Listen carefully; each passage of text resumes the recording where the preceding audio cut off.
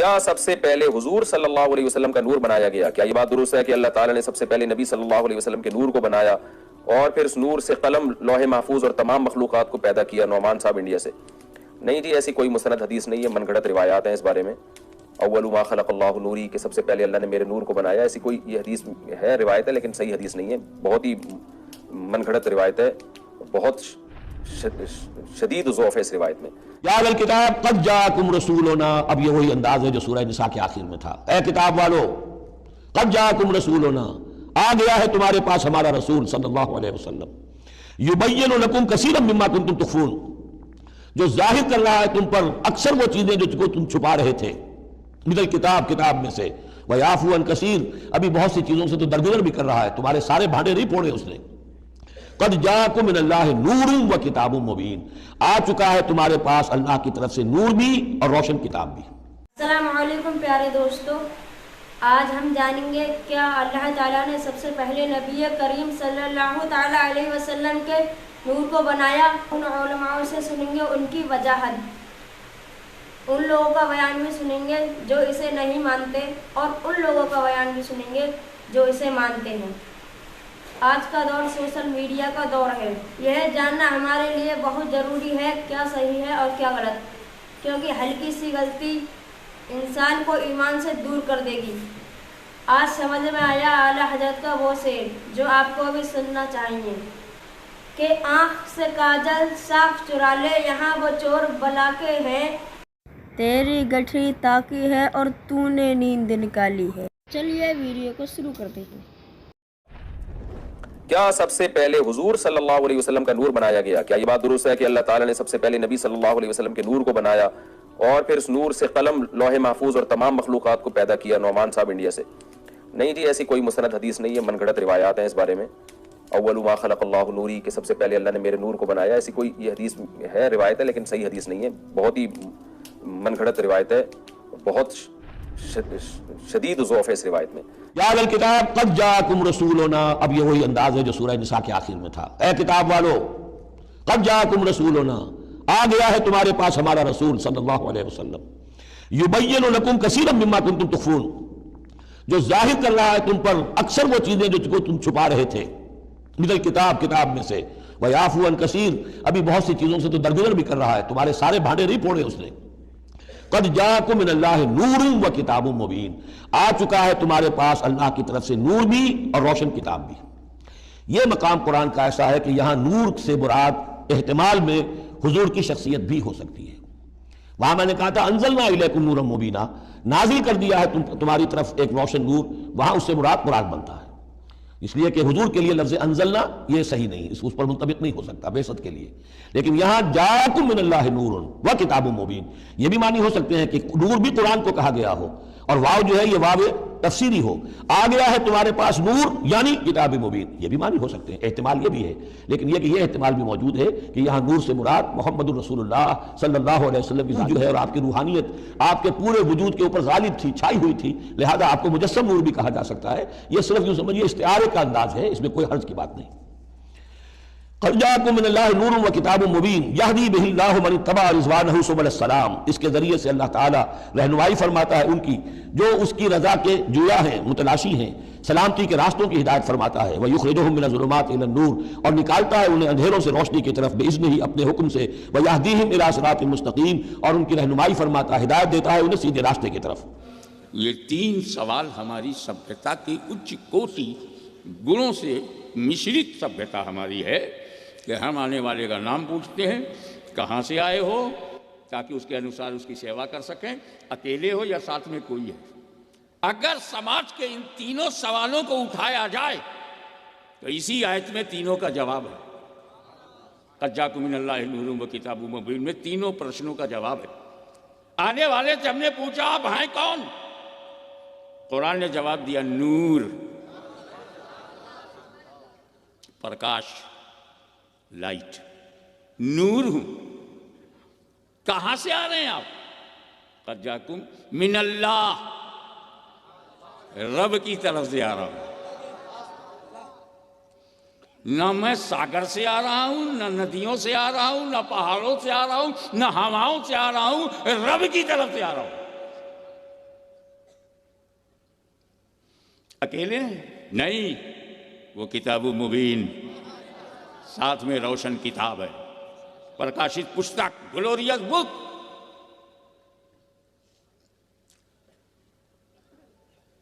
कुरान ने नूर कहा तो नूर मानने में जमातियों को क्यों तकलीफ है?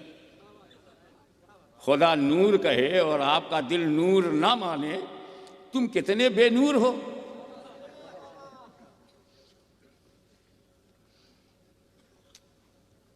मिनल्लाह। अब आइए हदीस से मतलब लें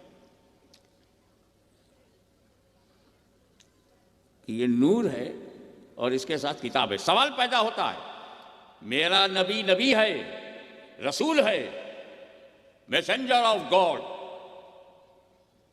तो ये नहीं कहा गया क़द जाकुम मिनल्लाहि नबिय्युम व किताबुम मुबीन, आया अल्लाह की तरफ से नबी और प्रकाशित पुस्तक। यह भी नहीं कहा गया क़द जाकुम मिनल्लाहि रसूलुम वो किताबु मुबीन, अल्लाह की तरफ से रसूल आया और रोशन किताब आई। नबी और रसूल यहां नहीं कहा। हाशमी सुन, मैं अपने नबी को नबी भी कहूंगा, रसूल भी कहूंगा।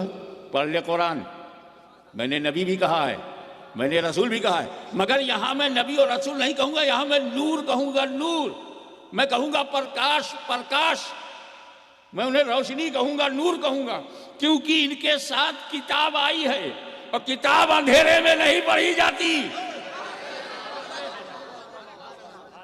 Nobody can read any book in darkness। अंधकार में पुस्तकों का अध्ययन नहीं होता। तो ये कुरान एक ऐसी किताब है जिसे इलेक्ट्रिक की लाइट में नहीं पढ़ा जा सकता, मोहम्मद अरबी की नूर की रोशनी में पढ़ना होगा।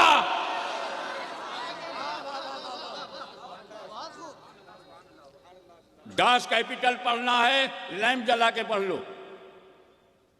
कॉन्स्टिट्यूशन ऑफ इंडिया पढ़ना है, सूरज की रोशनी में पढ़ लो। लॉ की किताबें, इंजीनियरिंग की किताबें पढ़नी है तो चिराग जला करके पढ़ लो, दीपक जला करके पढ़ लो। मगर ये दास कैपिटल नहीं है, ये कोई संविधान नहीं है, ये कोई मनुष्य की पुस्तक नहीं है जो प्रकाश से पढ़ी जाए, आकाश से पढ़ी जाए। ये अल्लाह की किताब है जो मोहम्मद अरबी के नूर से पढ़ेगा, वही किताबुल्लाह को समझेगा। तो पढ़ो किताबुल्लाह और नूर हो रसूलुल्लाह।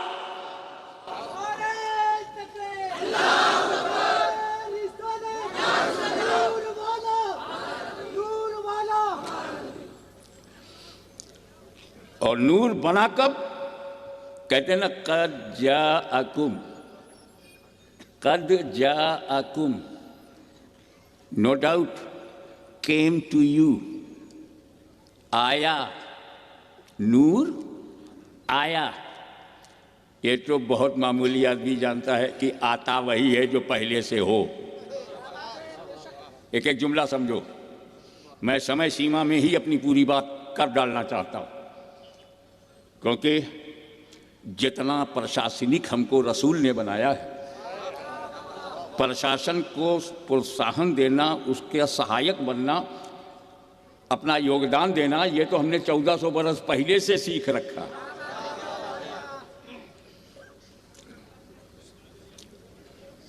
आता वही है जो पहले से हो। कुरान ने ये बताया कि नूर आया, ये नहीं बताया इस नूर को कब बनाया। पता लगाऊं कब बनाया? ये सवाल करके मैं खुद ही फंस गया। इसको तो मेरे बाप भी नहीं बता पाएंगे कब बनाया। कारण ये है कि जब दुनिया में कब नहीं था तब बनाया।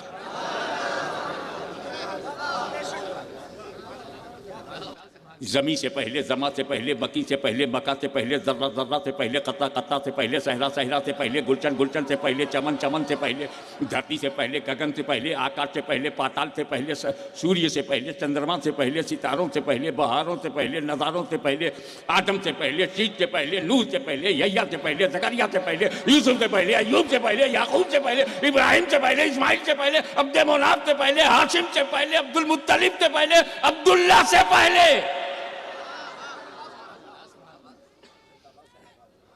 पहले पहले पर मुझे ये बात याद आई, हमारे यहाँ उत्तर प्रदेश में बेटा बाद में होता है, बाप पहले। इधर मध्य प्रदेश में क्या चलता है?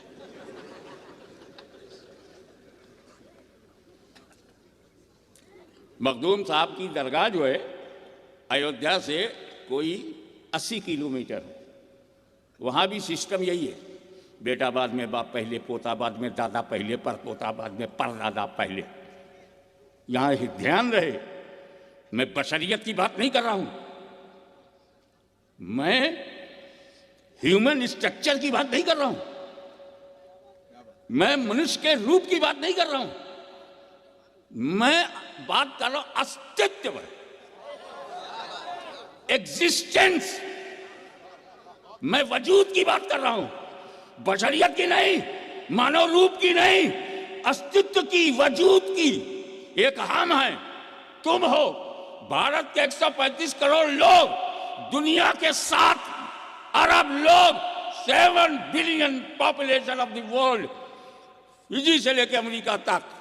बेटा बाद में बाप पहले, पोता बाद में दादा पहले, मगर मेरे नबी का नूर है जो अपने बाप से पहले, अपने दादा से पहले, अपने आबा व अजदाद से पहले।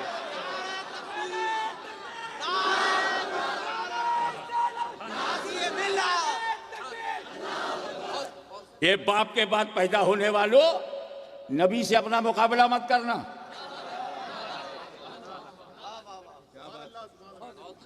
एक बार टू बी वेरी फ्रैंक, आप जब अनाउंस करते हैं, बहुत अच्छा करते हैं, तो कुछ लोग नजराना भी तो देते हैं, तो रखते कहाँ जेल में?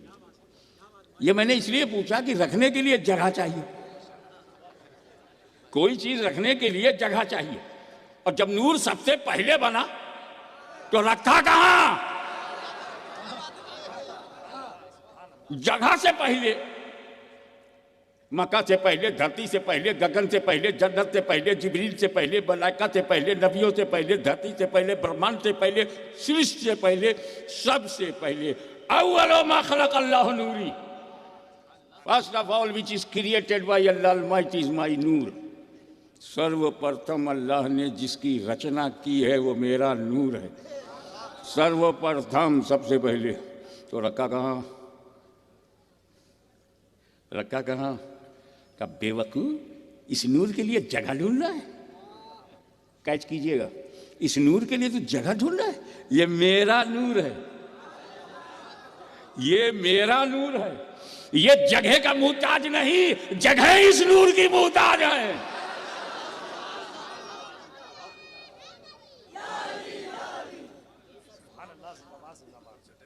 रखा कहाँ? काय को जगह ढूंढता है? जगह नहीं है तो रखा कहाँ? बनाने वाला तो है। हल्का हल्का अंदाज में बोलूंगा, हल्के अंदाज में आप पूरे तरीके से कैच करेंगे।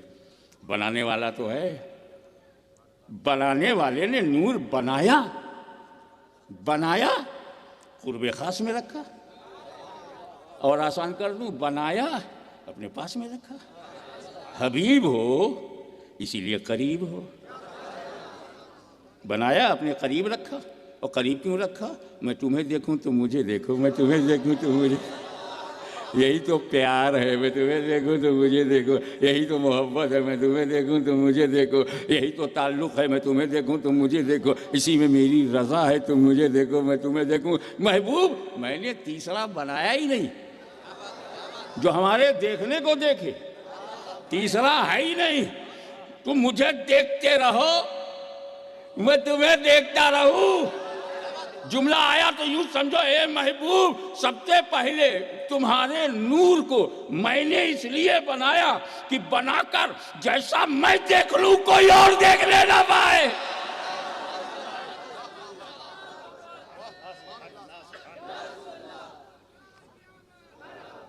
जैसा मैं देख लूं, अब दूसरा जुमला भी सुनने लायक है, जैसा मैं देख लूं कोई तुम्हें वैसा देखने न पाए, और तुम भी मुझे जैसा देख लो कोई और देखने न पाए।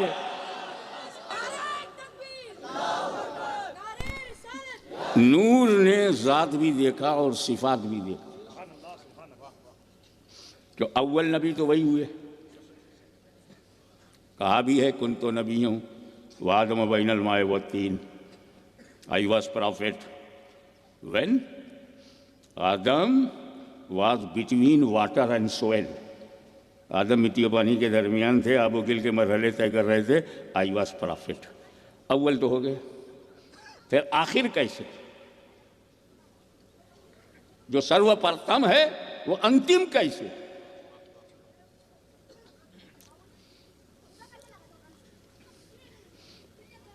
अभी जमादिल अव्वल जमात सानी जाएगा, रजब आएगा, शाबान, फिर हजरत रमज़ान आएंगे। आपके पास तो बाद में आएंगे, तो मेरे साथ तो छिंदवाड़ा से ही रमज़ान लगा हुआ है।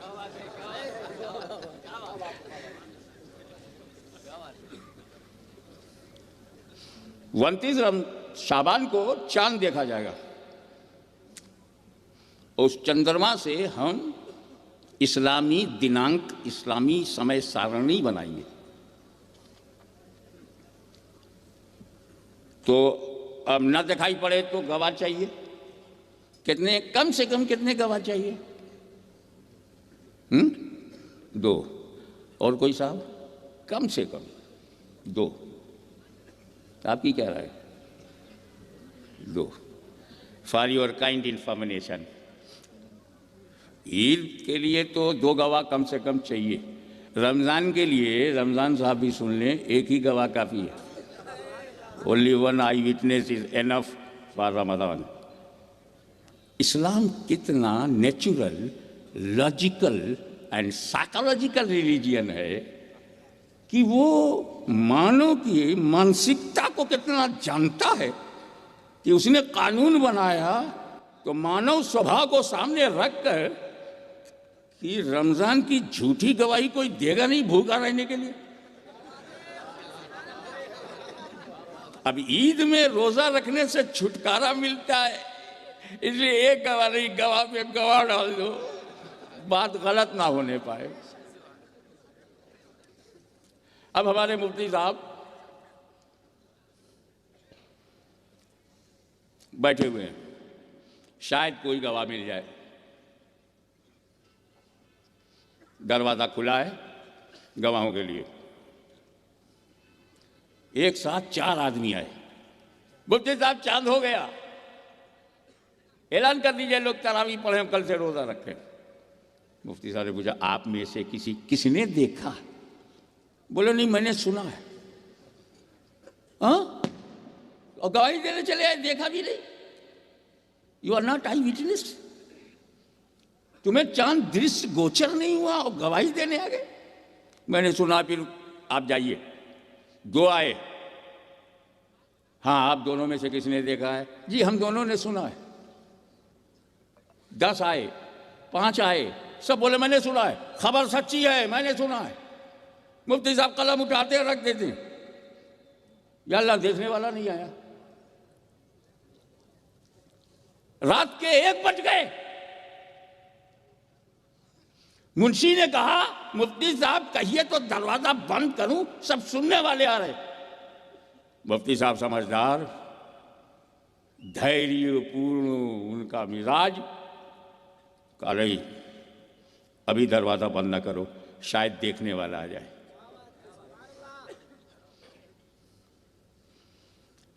ठीक 1:30 बजे रात में एक नूरानी शक्ल सूरत, पाबंदे शरीयत जाहिरन नजर आया। मुफ्ती साहब ने इस्तकबाल किया, आइए। और वो गर्म थे ही, बम्बई की बोली में मैंने सुना है, मैंने सुना है, मैंने सुना। सैकड़ों आए, वो बोले मैंने सुना। वो ऐसे ही फ्रेडअप हो गए थे बम्बई की बोली में, वो कंचाल गए थे, आजिज आ गए थे। सुना है, सुना है। तो जब वो 1:30 बजे रात को एक आदमी आया तो बोले, क्या तुमने भी सुना है? बोले नहीं, मैंने देखा है। मुफ्ती साहब ने कलम उठाया, कागज पे लिखा, शहादत शरई मिल गई है, कल से रोजा रखो। देखने वाला आ गया, और जब देखने वाले ने गवाही दे दी तब मुफ्ती साहब ने कहा दरवाजा बंद करो, अब किसी गवाह की जरूरत नहीं। बिला तशबीह आदम अलैहिस्सलाम से ईसा अलैहिस्सलाम तक सबने गवाही दी कि रब एक ही है। वही पूजा के योग्य है। तुम उसे मत पूजो जिसे तुमने बनाया है, उसे पूजो जिसने तुम्हें बनाया है।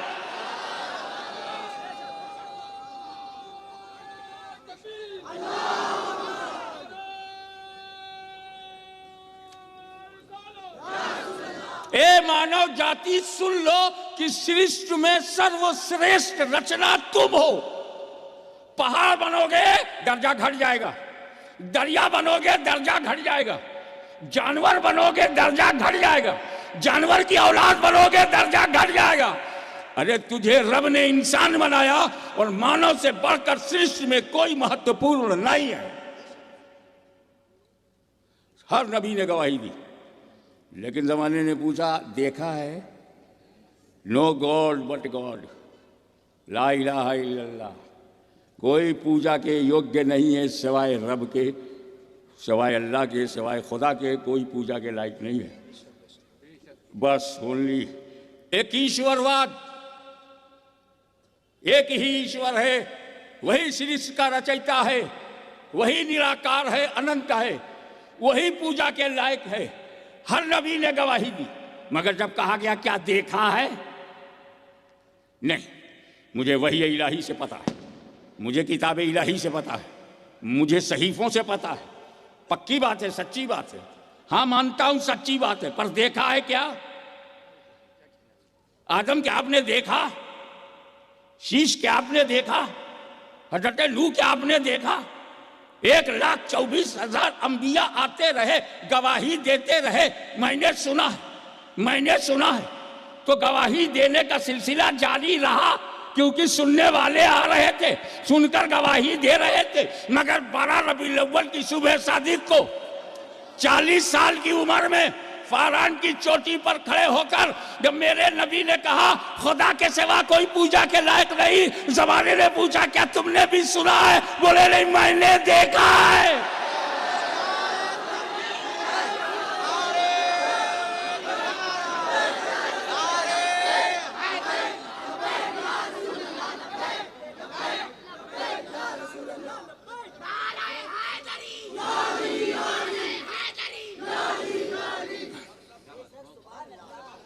तो वो नूर आदम में आया, आदम भारत में आए।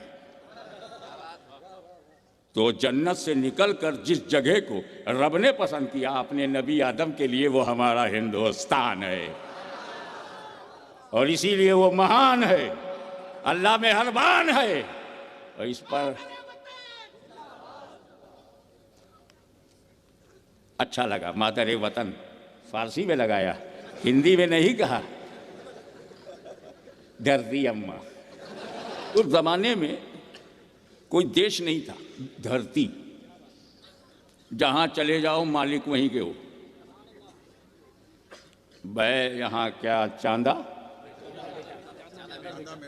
मेटा है, बेटा नहीं। अच्छे बेटे बनो ताकि मेटा रहे, मेट ना दे। अब चांदा मेटा में मैं आया, कई घर गया, कहीं का मालिक नहीं बना। पहले ही से मालिक मौजूद। अब राजा शफी के यहाँ गया, वो पहले ही से मालिक है। जावेद अली के यहाँ जाने वाला हूँ, वो पहले ही से मालिक बने बैठे। पर मैं किसी ऐसे जंगल में चला जाऊं जहां कोई आबादी ना हो और मैं अपनी कुटिया बना लूं, तो मैं ही मालिक हूं, क्योंकि वहां कोई क्लेम करने वाला मानव है ही नहीं, कोई आदमी क्लेम करने वाला ही नहीं। मैं ही मालिक हूं, मैंने जब कदम रख दिया मैं मालिक। कुटिया बना लिया, मैं कुटिया ही बनाऊंगा। अक्सर मैं कहता हूं आश्रम नहीं बनाऊंगा, क्योंकि 2-3 लोगों ने आश्रम बनाया, 5-5 करोड़ अनुयायी बनाए, और बहुत बड़ा बाबा बन करके चमका, आजकल जेल में है। वो कुटिया भली जहां से मार्गदर्शन होता है। अब बताओ, जब दुनिया में कोई मनुष्य नहीं है और पहला मनुष्य आदम अलैहिस्सलाम भारत की धरती पे कदम रखा, तो भारत का मालिक कौन?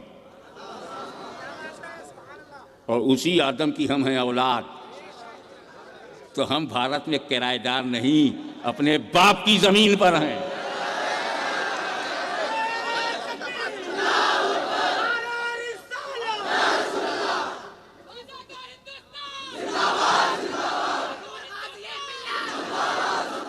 एक वजह बताओ कि रब तबारक व तआला ने, मेरे खुदा ने, मेरे रब ने आदम को भारत की धरती पर क्यों भेजा? इसके अनेक कारण हो सकते हैं, मगर जो मेरी समझ में आया वो बताता चलूं। अल्लाह जानता है कि उसने दुनिया में अलग अलग किस्म के जलवायु बनाए। यूरोप में चले जाओ, बर्फिस्तान। अफ्रीका में चले जाओ, जंगलिस्तान। अरब में घुस जाओ, रेगिस्तान। मौसम को बांटा है रब ने। जो मौसम यूरोप को दिया वो अफ्रीका में नहीं है, जो मौसम अफ्रीका को दिया वो एशिया में नहीं है, जो मौसम अरब में है वो इंडिया में नहीं है। बांट दिया। जंगल तुम ले जाओ अफ्रीकियों, ठंडक तुम ले जाओ यूरोपियंस, बारिश तुम ले जाओ। लेकिन हमारा भारत इसलिए महान है कि रब ने जितना मौसम दुनिया में बांट कर दिया है, भारत को इकट्ठा दे दिया है।